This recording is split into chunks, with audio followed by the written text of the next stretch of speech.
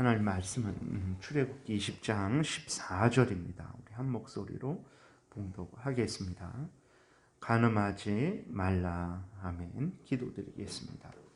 살아계신 하나님, 이 시간 하나님의 말씀을 전하고 듣습니다.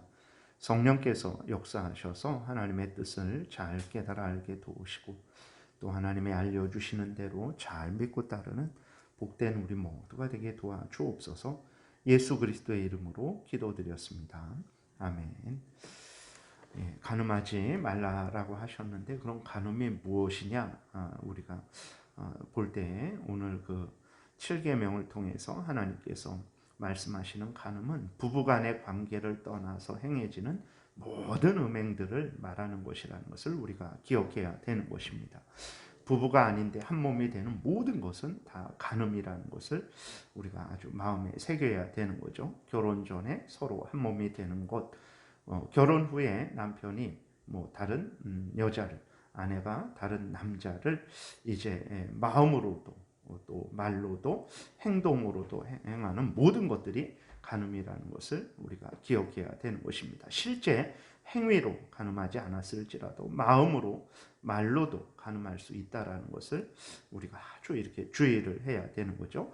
결혼을 떠나 행해지는 모든 생각, 모든 말, 모든 행위들이 이 간음에 포함된다라는 것을 우리가 기억해야 되는 것입니다.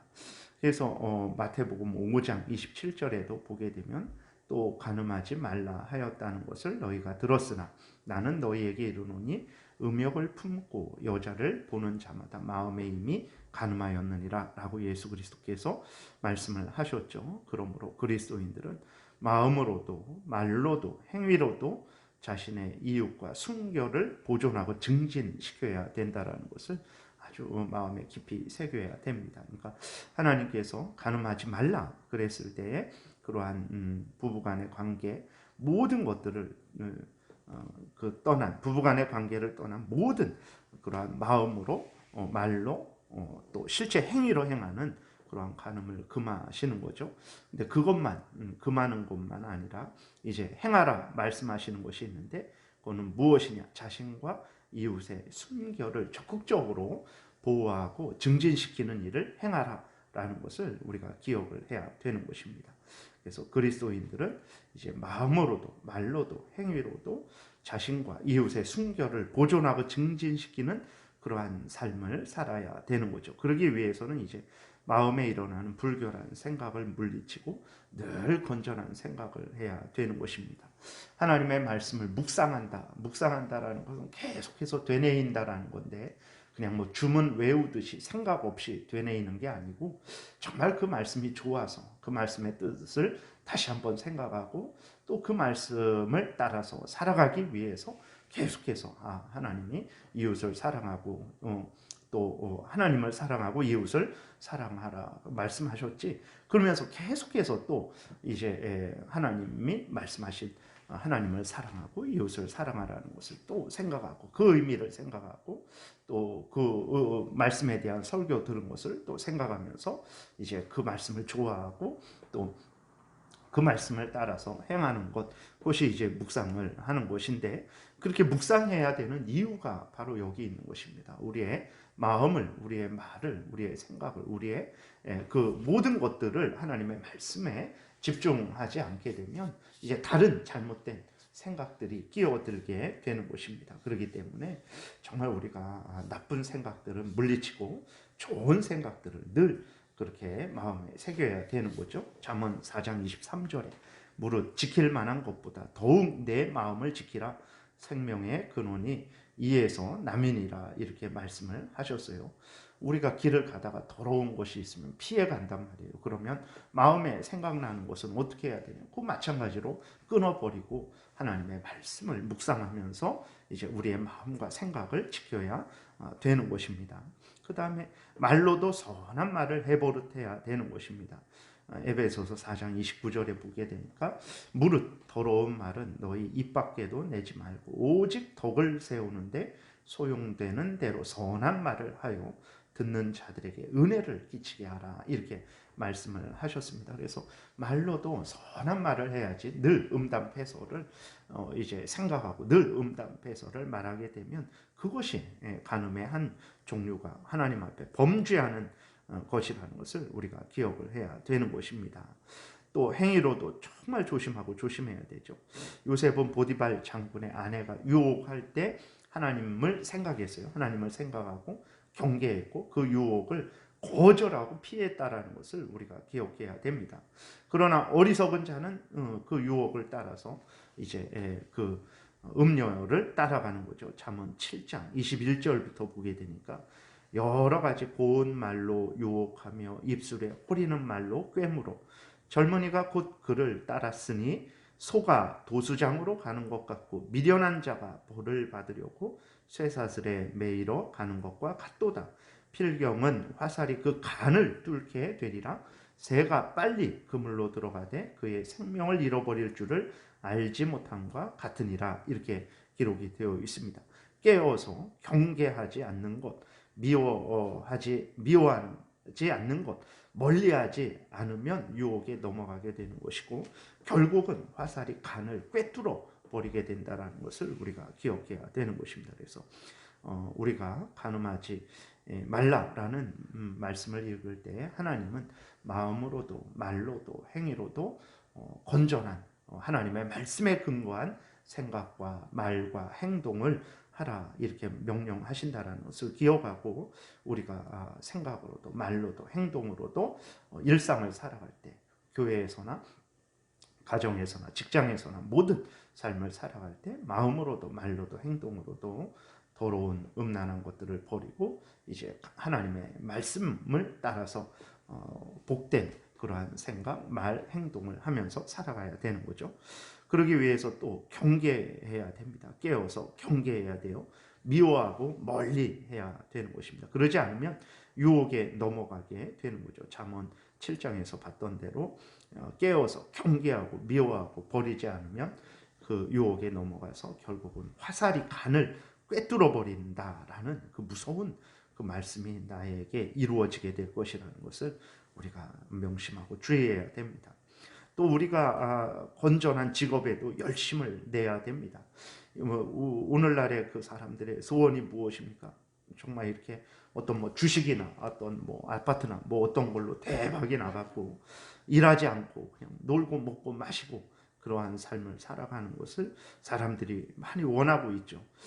근데 그게 복이 되겠습니까? 그렇지 않습니다. 돈이 많이 생기고 시간이 많이 생기게 되면 그 사람이 건전한 생각, 건전한 말, 건전한 행동을 하겠습니까? 절대 그러지 않게 됩니다.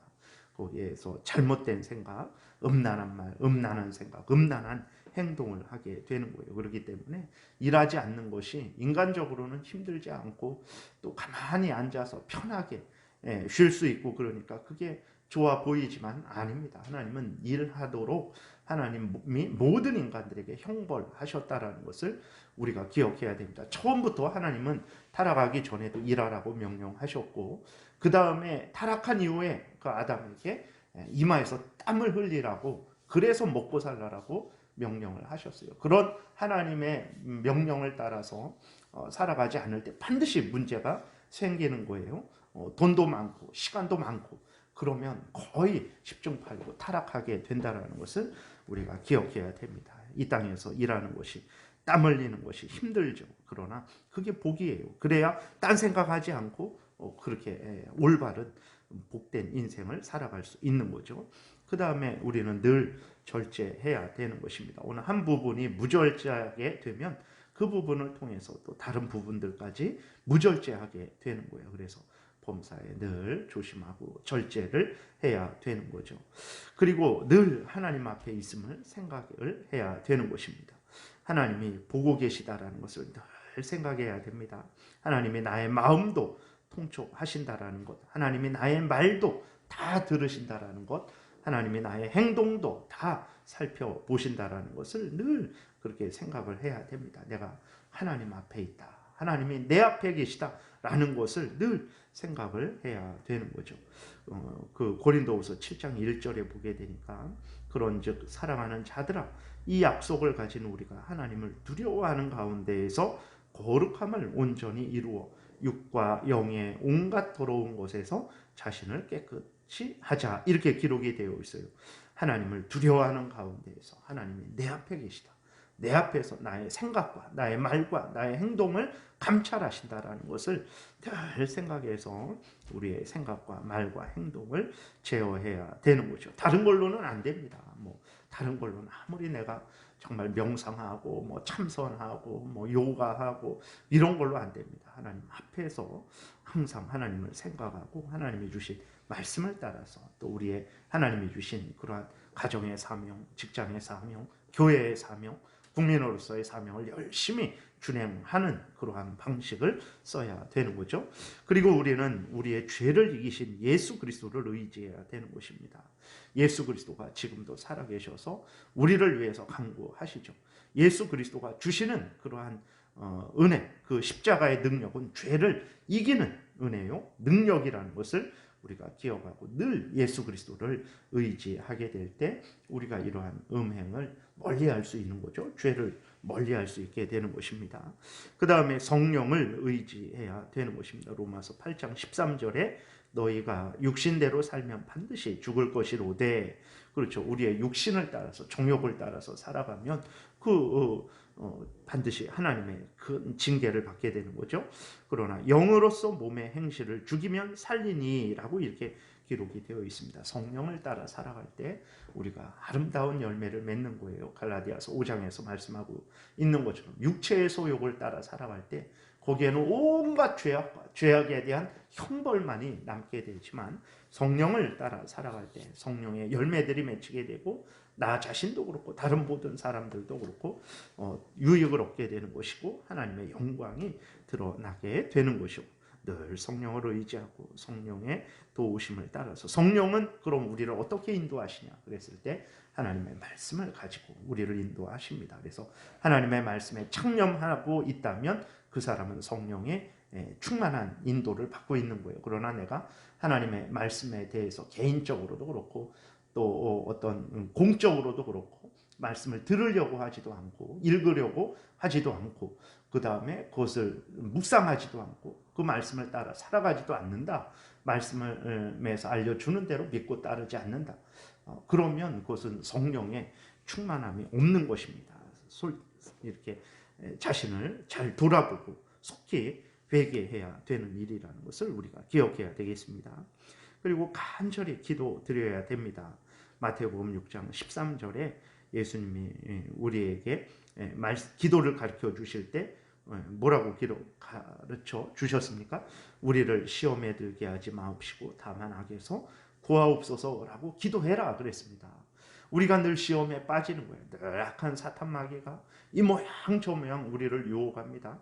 우리의 죄성이, 남아있는 죄성이 하나님의 말씀을 따라 살아가려고 하지 않고 자기의 그 탐욕과 정욕을 따라서 살아가려고 끊임없이 우리를 격동합니다. 세상에서 그 눈에 보이는 화려함들, 이 세속적인 그러한 모든 것들을 가지고 우리를 유혹을 하죠.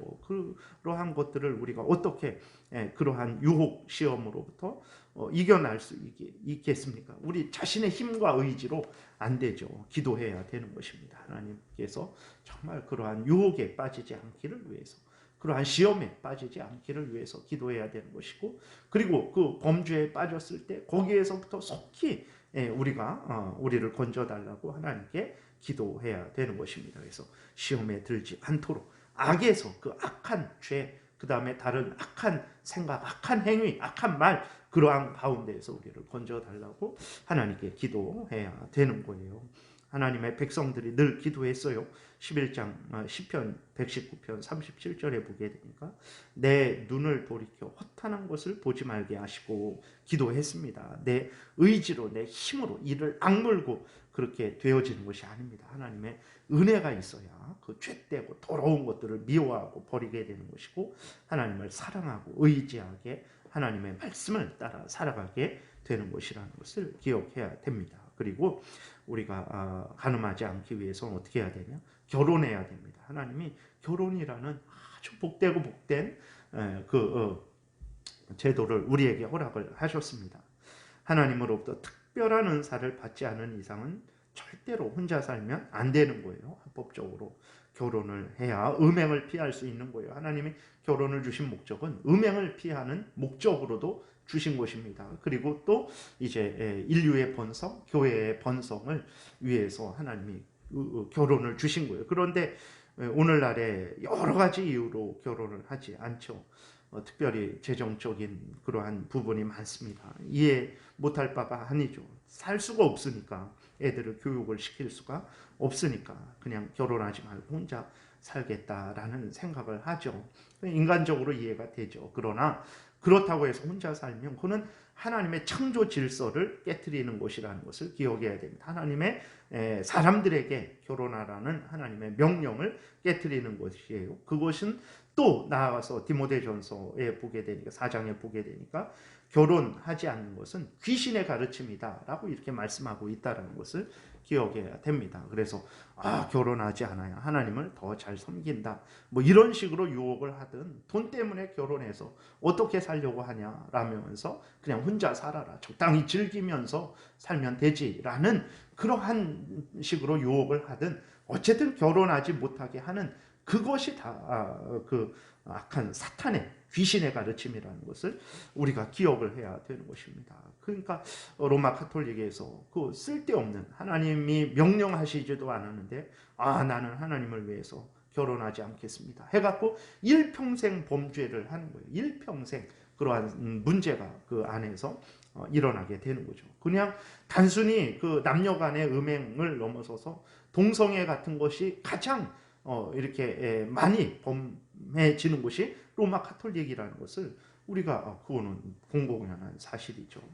그러한 차원에서 결혼을 해야 되는 것입니다. 하나님께서 결혼을 명령하셨어요. 그래야 음행을 방지할 수 있게 되는 거죠. 그래야 나의 순결, 이웃의 순결을 보호하고 증진시킬 수 있는 거예요. 결혼했으면 그 결혼 언약을 또 열심히 잘 지키도록 한눈 팔지 말아야 되는 것입니다. 그래야 나의 순결, 이웃의 순결을 지킬 수 있는 거예요. 고린도전서 3장 16절부터 보니까 너희가 하나님의 성전인 것과 하나님의 성령이 너희 안에 계시는 것을 알지 못하느냐. 누구든지 하나님의 성전을 더럽히면 하나님이 그 사람을 멸하시리라. 하나님의 성전은 거룩하니 너희도 그러하니라. 교회를 의미하기도 하고 개인을 의미하기도 합니다. 그래서 하나님의 예수 그리스도의 피로 거룩한 그러한 씻음을 받고 하나님의 자녀가 된 우리들인데, 성령께서 거하는 그 성전이 된 우리들인데, 이 우리의 몸을 불의의 병기로 이렇게 내주어 죄의 종으로 다시 살아가는 것은, 그것은 하나님의 그 은혜를 모독하는 거죠. 예수 그리스도의 십자가를 더럽히는 것입니다. 성령의 인도를 소멸하는 것이 되는 거죠. 하나님께서 그 사람을 멸하시리라, 아주 무서운 경고를 하셨다는 것을 우리가 기억하고 간음하지 말라.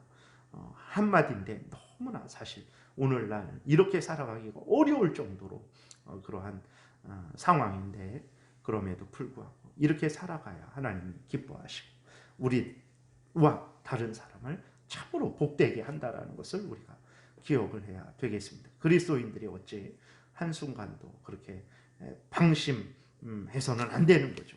그리스도인의 삶이 중차대해야 한다는 것을 우리가 기억을 하고 하나님이 말씀하시는 대로 생각하고 말하고 행동하는 복된 삶을 살아가야 되겠습니다. 기도드리겠습니다. 살아계신 하나님 아버지, 감사합니다.